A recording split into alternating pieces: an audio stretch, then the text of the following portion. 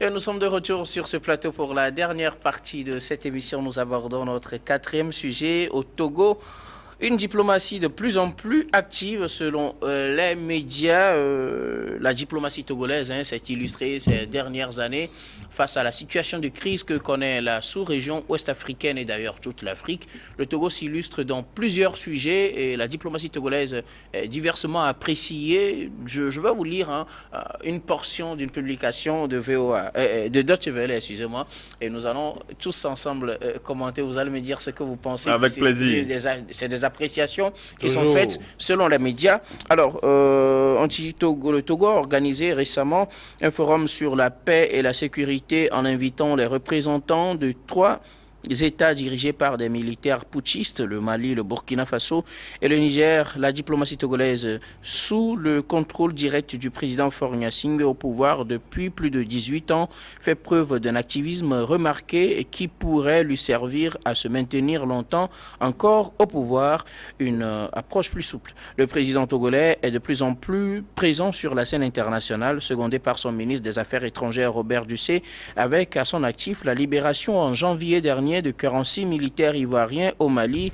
C'est également lui qui a permis à une délégation de la CEDEAO de rencontrer le président nigérien déchu Mohamed Bazoum en août dernier. Bon, il y a plein de choses qui sont dites, on va s'arrêter là et commencer les réactions. Je commence par vous, pasteur. La diplomatie togolaise, de plus en plus active et diversement appréciée dans la sous-région. Vous, quel regard portez-vous aujourd'hui sur le fonctionnement de notre ministère des Affaires étrangères, de la diplomatie togolaise de façon générale? Oui, pendant 50 ans, la diplomatie togolaise a été toujours active, comme on le dit. Mais il faut aussi reconnaître que c'est une manière de soigner notre image à l'extérieur, sans qu'on ne sache véritablement ce qui se passe à l'intérieur. Alors qu'on est élu à l'intérieur. On est élu à l'intérieur pour le bonheur des peuples, enfin, pour le bonheur des populations. Pourtant, l'image, l'impression qu'on a, ou bien les faits, souvent disent le contraire. La diplomatie togolaise est offensive partout, un peu partout le Togo, dans les crises, le Togo est là. Alors on aurait aimé que ce même pays, en son sein, sur le plan intérieur, puisse avoir cette approbation, cette approbation de son peuple, du peuple. Mais ce n'est pas le cas. Et comme vous venez de le dire, le cas le plus récent, c'est le sommet pour la paix et la sécurité. Le forum pour la paix et la sécurité, c'est une bonne chose. Qui n'a pas besoin de sécurité? Quel pays n'a pas besoin de sécurité? Quel pays n'a pas besoin de paix? Tous, on en a besoin. Partout, on a besoin de la paix. On a besoin de la sécurité pour avancer. Au même moment, la paix n'est pas un mot. C'est un comportement. Ce n'est pas parce qu'il n'y a pas des armes, il n'y a pas de bruit des armes, qu'il y a paix. C'est-à-dire, non. Mais quand les gens ne mangent pas bien, il n'y a pas la paix intérieure.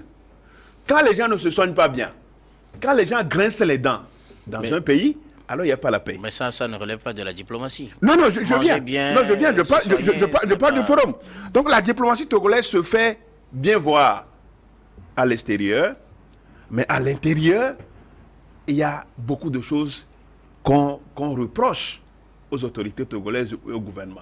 Donc, se faire bien voir à l'extérieur, c'est une bonne chose, mais au même moment, il faut quand même qu'à l'intérieur, qu'on puisse être bien. Cette diplomatie-là qui est active, ça donne quoi au peuple togolais? Qu'est-ce que ça apporte au peuple togolais? Il faut que le peuple togolais en profite de cette diplomatie, ou bien les ambassadeurs. Le Togo aujourd'hui, il y a beaucoup d'ambassadeurs. Des pays, des fois même qu'on ne connaît même pas.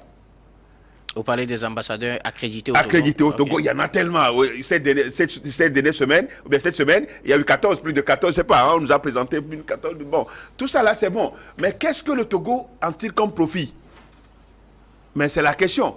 Mais c'est peut-être aussi dû à cette diplomatie créative qui fait que les gens viennent des ambassadeurs. C'est pour redorer l'image du pays, alors qu'à l'intérieur, il y a des gens qui sont en prison. À l'intérieur, il y a des gens qui grincent les dents. Non, je crois qu'il va falloir quand même que les diplomaties dans les pays occidentaux, quand on parle de la diplomatie apporte quelque chose au pays, quoi qu'il en soit.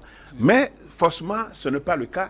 Bon, je pense quand même qu'il faut se féliciter de cette diplomatie. Au même moment, il faut faire de sorte que cette diplomatie fait qu'aujourd'hui, le Togo se voit un pays un pays panafricaniste où on fait des éloges. Nous, les peuples togolais, nous, les populations togolaises, nous voulons manger. Nous, les populations togolaises, nous voulons vraiment qu'on soit entendus. Nous voulons être bien gouvernés. Nous voulons quand même la bonne gouvernance. Nous voulons quand même la liberté, que l'espace civique ne soit pas restreint. Donc voilà aussi la diplomatie intérieure. Cette diplomatie intérieure que nous souhaitons. Mais c'est bien que c'est mon pays, le nom de mon pays qui est vanté un peu partout. Ça, je peux en être fier en tant que citoyen. Parce que mon pays... Mais est-ce que, à l'intérieur, est-ce que nous vivons la même chose? Il faut balayer sa devanture avant d'aller balayer la maison de son voisin. Alors, Manuel Vivien, Tommy, quel regard portez-vous aujourd'hui sur la diplomatie togolaise, surtout dans les crises qui secouent le monde, surtout la sous-région ouest-africaine, le Sahel, coup d'État par-ci, coup d'État par-là, affaire de 49 militaires ivoiriens par-ci, libération par-là, sommet par-ci, forum par-là. Quel regard portez-vous d'abord sur la diplomatie togolaise avant qu'on ne revienne sur une partie de cet article? La diplomatie du Togo est une diplomatie dynamique, agissante, depuis les années d'avant l'indépendance. Déjà, on a vu le discours prononcé par Feu Sylvanus Olympio en 1946, devant ses pairs à une grande rencontre à New York, aux États-Unis d'Amérique.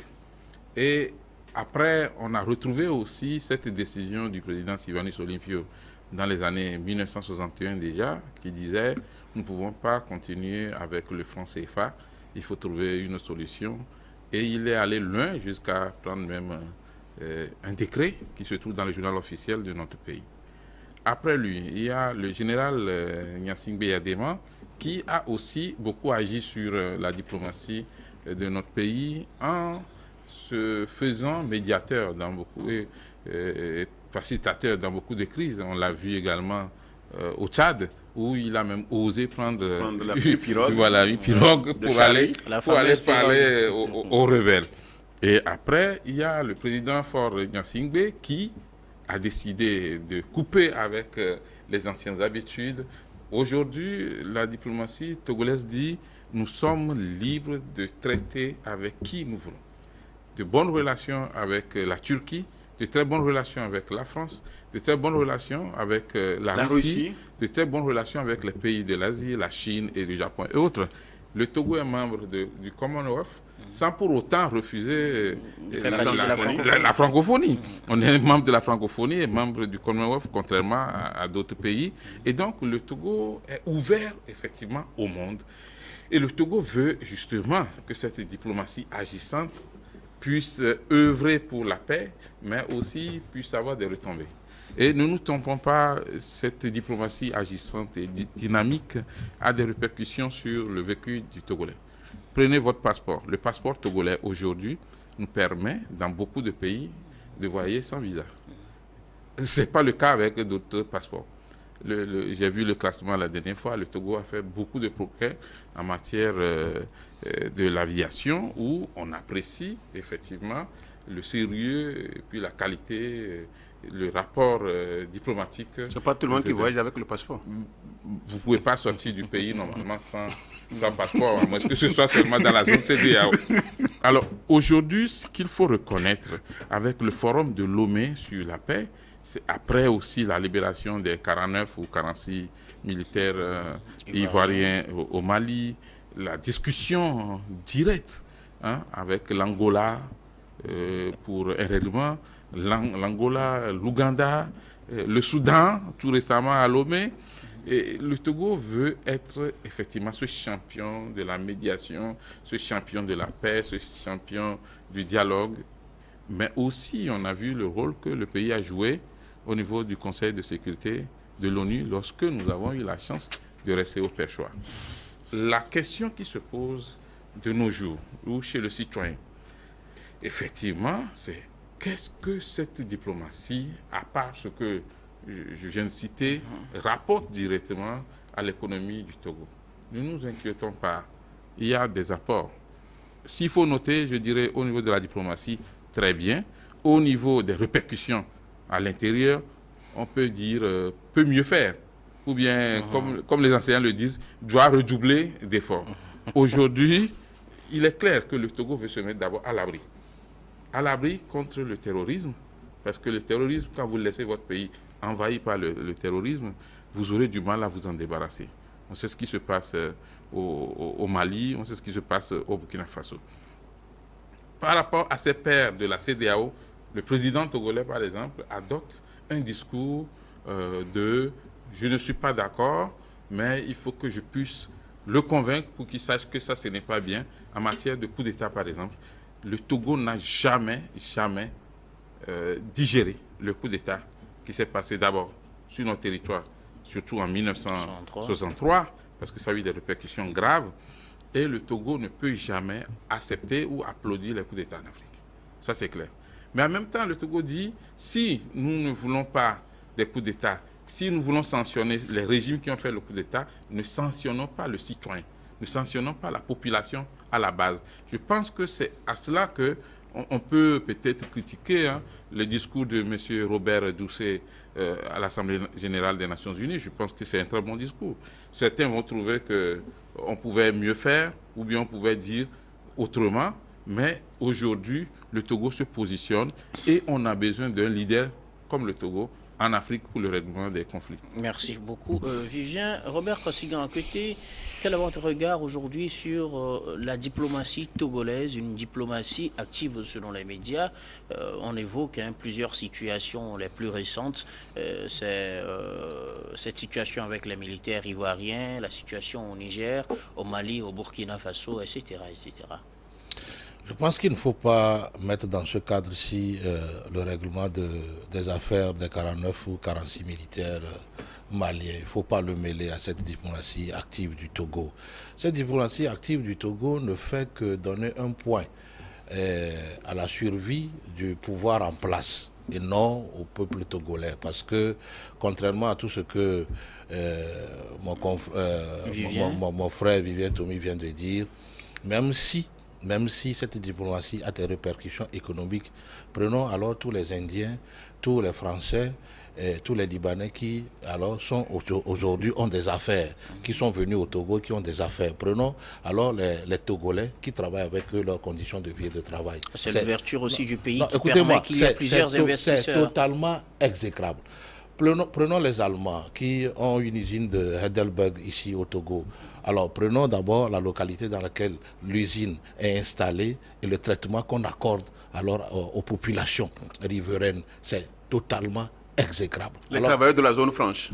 Alors, moi j'ai dit, même les travailleurs de la zone franche, minable. Les conditions de vie est minable. Le Togolais ne profite pas de ces investissements-là, non. Mais là, à leur base, écoutez-moi, laissez-moi parler. S'il vous plaît. Oui. Mais je fais mon analyse. Alors, moi j'ai dit, alors, à mon sens et à mon savoir et à ma connaissance, le Togo n'est pas un pays issu de putsch. Non. Le Togo est un État souverain dont le président a été élu par les Togolais. Maintenant, si notre diplomatie veut célébrer les putschistes, entre guillemets, contre les lois ou la charte de la CEDEAO, ok, c'est peut-être le choix de celui qui conduit les affaires étrangères et avec la bénédiction du président de la République. Vous pensez que c'est une mauvaise orientation? Moi je dis, quand vous suivez un peu les diatribes que les représentants des pays sahéliens, le Mali, le Burkina Faso, ont lancé contre la CEDEAO, ils mettent déjà le Togo dans une situation difficile, même si le Togo a à cœur de parler, de dialoguer avec les autres chefs d'État. Vous allez constater la fois dernière que tous les discours de ces trois dirigeants-là sont des diatribes, sont peut-être des réquisitions vraiment dures contre la CEDEAO, ce qui rendrait la position des chefs d'État des autres pays de la CEDEAO un peu plus difficile à être conciliée avec ce que ces dirigeants-là veulent. Alors, moi j'ai dit... C'est-à-dire, je n'ai pas bien compris. C'est-à-dire, quand vous prenez les messages ou les discours des 3 représentants de ces pays-là, tout ce qu'ils ont dit contre la CEDEAO rend déjà le travail du Togo difficile vis-à-vis de ces pays-là. Parce que vous ne pouvez pas vous réunir, nous insulter et revenir chez nous pour nous dire ok, accepter de discuter ou dialoguer avec ces pays-là. Même si ça doit être le cas. Donc c'est là où moi j'ai dit, c'est vrai, c'est une diplomatie active, mais qui va plus en faveur du pouvoir togolais qu'aux Togolais. Les Togolais. Quoi ça va en faveur du pouvoir parce togolais? Que si le pouvoir ils ont une visibilité. Ne veut pas saisir l'opportunité pour réconcilier les gens.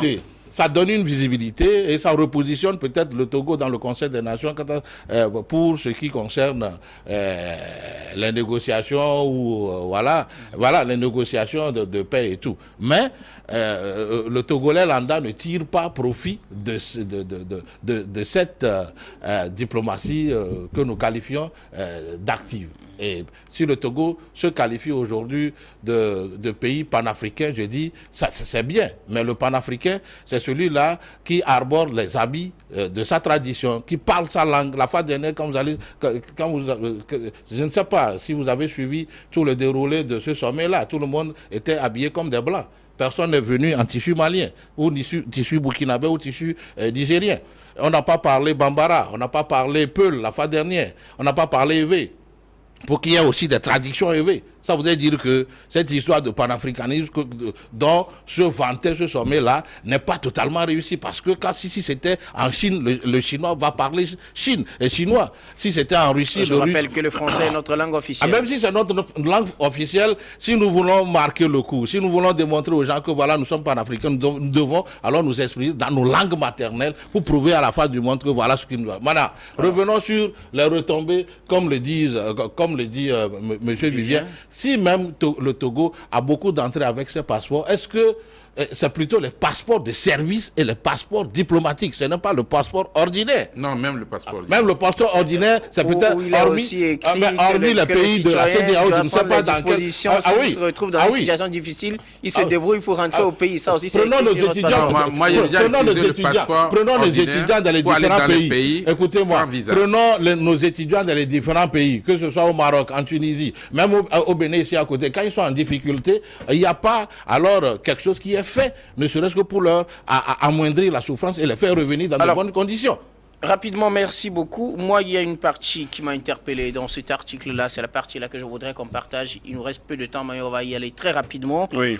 La diplomatie togolaise, sous le contrôle direct du président Faure Gnassingbé au pouvoir depuis plus de 18 ans, fait preuve d'un activisme remarqué qui pourrait lui servir à se maintenir plus longtemps encore au pouvoir. Est-ce donc une manière de dire que cette diplomatie active aurait des visées électoralistes implicites qu'on ne nous dit pas quand on voit que le Togo fait des actions?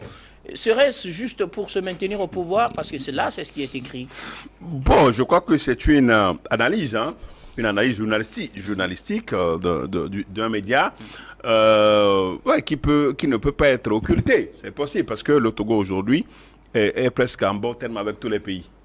Avec tous les pays du monde. Et donc, demain, s'il arrive que la Constitution est revue et que le mandat se prolonge de 4 à 5, de 5 continue. Bon, est-ce que, étant en bon terme avec... En tout cas, je vais dans ce sens, étant en bon terme avec tous les autres... Est-ce que les autres vont taper du poing sur la table? Les autres vont taper parce que le Togo a fait sortir un pays de problèmes, de quoi tu t'en mets. Demain, tu auras encore des problèmes, on verra qui va régler. Bon, en tout cas, je suis cette analyse.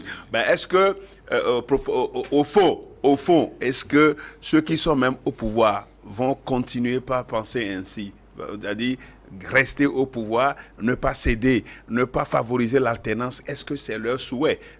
Je ne pense... Enfin, en tout cas, je peux me tromper.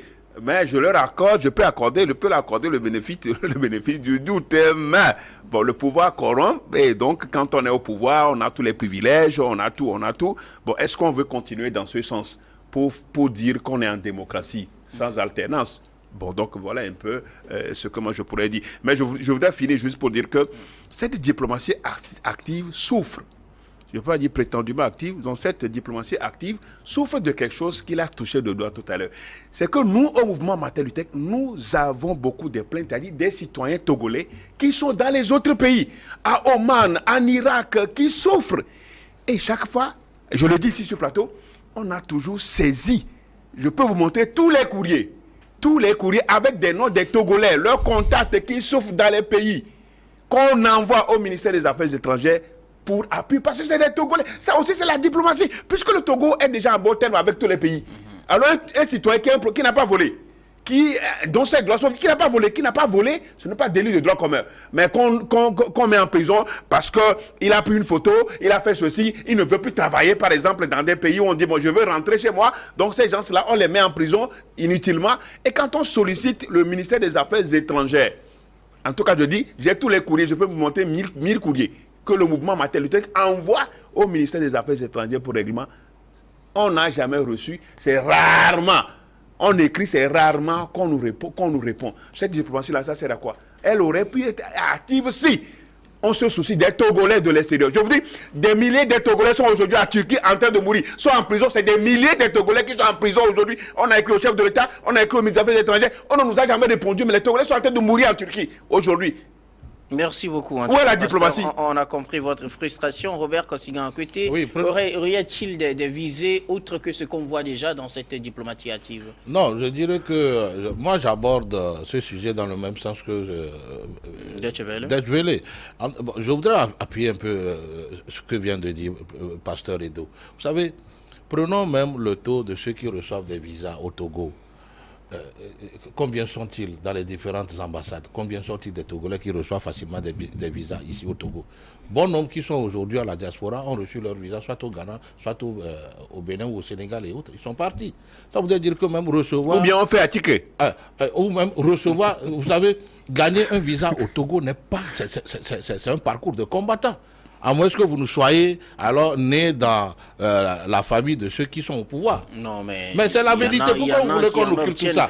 C'est la vérité. Alors, moi, j'ai dit, aujourd'hui, beaucoup d'efforts sont en train d'être faits. Ça, je le dis.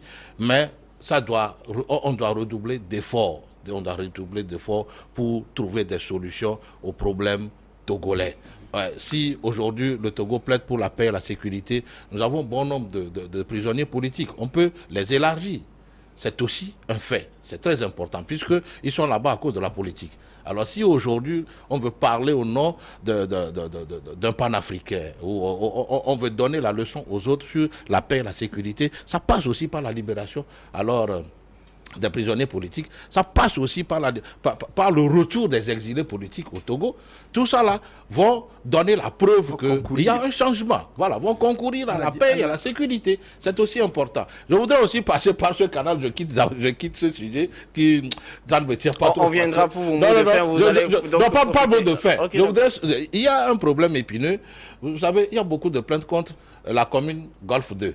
Ah bon? Qu'on accuse actuellement de déguerpir les bonnes femmes et les jeunes gens qui ont pris des kiosques en face de la foire Togo 2000.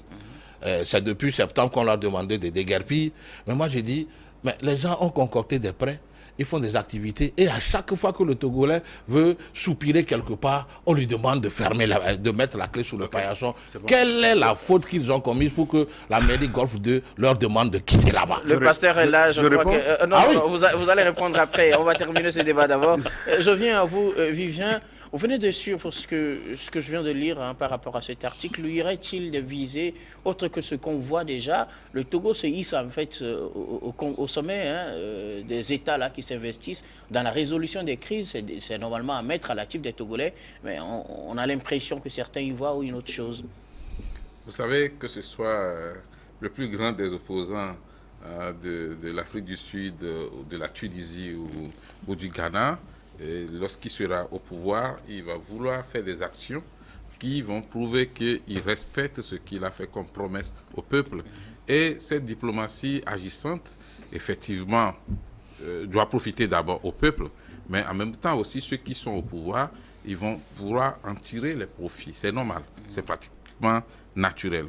L'autre chose qu'il ne faudra pas perdre de vue, c'est que s'il n'y a pas de paix et de sécurité dans le pays, même les affaires ne peuvent pas marcher. Donc la diplomatie donne une sorte d'assise à l'essor de l'économie. Et donc aujourd'hui, le président Faure Gnassingbé du Togo et sont partis au pouvoir, mais ils ont le droit de défendre aussi les intérêts du pays, mais aussi de protéger leur régime. Et c'est ce que feraient tous les acteurs politiques. Il ne faut pas qu'on se trompe.